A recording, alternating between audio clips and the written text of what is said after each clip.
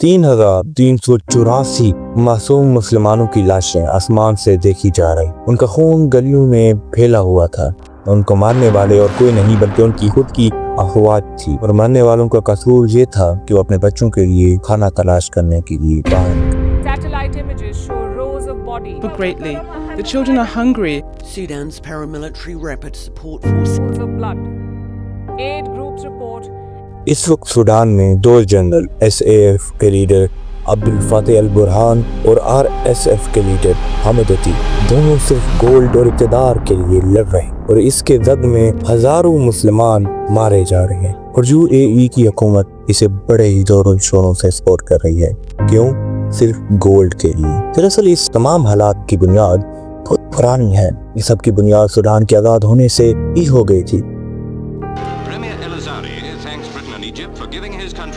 1956 में सूडान का पहला मार्शल लॉ लगता है, और इस वक्त SAF को बनाया जाता है, जिसका मतलब होता है सूडान आर्म फोर्सेस। ये उस वक्त सूडान की सबसे स्ट्रॉन्ग फोर्सेस थी। यही डिसाइड करती थी कि किसको इक़्तिदार में लाना है, किसको हटाना है और किसको जेल में डालना है। इस तरह सूडान एक ऐसे साइकिल में फंस गया जहाँ से वो कभी नहीं निकल पाया। एक गवर्नमेंट आती, उसको कू कर दिया जाता, और गवर्नमेंट हट जाती, फिर से मार्शल लॉ लग जाता। मगर इन सब मामलात में सबसे इम्पोर्टेंट मार्शल लॉ है 1988 का मार्शल लॉ, जिसके बाद उमर अल बशीर पावर में आते हैं, और इससे अगले 30 साल तक सिर्फ इन्हीं की हुकूमत चलती है। मगर ये कैसे मुमकिन है ऐसे मुल्क में जहाँ पर बार बार कू होता हो, वहाँ पर एक लीडर 30 साल तक हुकूमत कर जाए? उसमें ये है कि इसने SAF से क्लोज रिलेशन कायम किए, इनको गोल्ड दिया, वेपन दिए, सब कुछ दिया, बड़ी बड़ी सीटों पे इनके लोगों को तैनात कर दिया। यहाँ तक कि अगर करप्शन भी होती तो सारा पैसा सूडान की आर्मी में जाता। इस वक्त सूडान के आर्मी ऑफिसर सूडान के सबसे अमीर लोग थे। इसी दौर में एक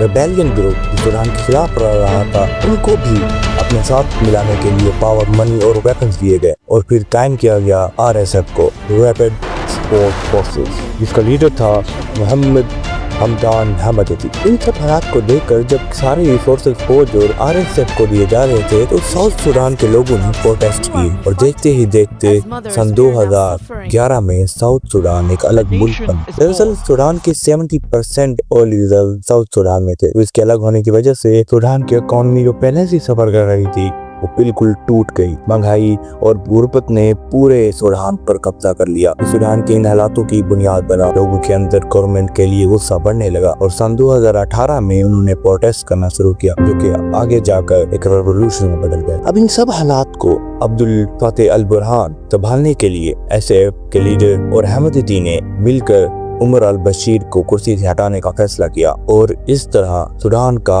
आखिरी मार्शल लॉ लगाया। इन दोनों के दरमियान एक डील हुई कि अब सूडान को मिलकर संभाला जाएगा। RSF के हमदती को ये डील मंजूर ना थी, क्योंकि इस डील में ये कहा गया कि RSF और SAF को एक कर दिया जाएगा। मगर हमदती सूडान की फोर्सेस के नीचे काम नहीं करना चाहता था, तो उसने सूडान के इलाकों पर कब्जे करना शुरू कर दिए। इसकी फौजें जहाँ जाती वहाँ कत्ल वारत मचाती, क्योंकि ऐसे जहाँ पर भी कब्जा करती वहाँ पर सिर्फ कब्जा नहीं होता था, वहाँ के लोगों को मार दिया जाता था, मल्टीपल रेप किए जाते थे, और यहाँ तक के माओ के सामने उनके बच्चों को मार दिया जाता। इस दौरान रैपिड सपोर्ट फोर्सेस ने एक ही दिन में 1800 लोगों की जान ले ली, और सूडान के सारे गोल्ड रिजर्व पर कब्जा कर लिया, और जहां से जंग शुरू हुई RSF वर्सेस SAF। अब इस वक्त तक जब मैं वीडियो बना रहा हूँ तकरीबन 1.5 लाख लोग मर चुके हैं। इन 30 महीनों में तकरीबन 1 करोड़ 3 लाख लोग बेघर हो चुके हैं। हमदती ने लोगों को फोर्स किया कि वो उसके लिए माइंस में काम करें ताकि वो सोना निकाल सके। इस सब में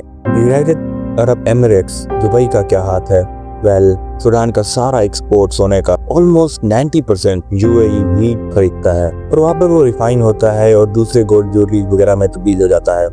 इसके पास कोई गोल्ड रिजर्व नहीं है, कोई गोल्ड माइन नहीं है, फिर भी उसे सिटी ऑफ गोल्ड कहा जाता है, और सबका गोल्ड सूडान से आता है। ये दुनिया की मॉडर्न हिस्ट्री के सबसे बड़े ह्यूमैनिटेरियन क्राइसिस में से एक है।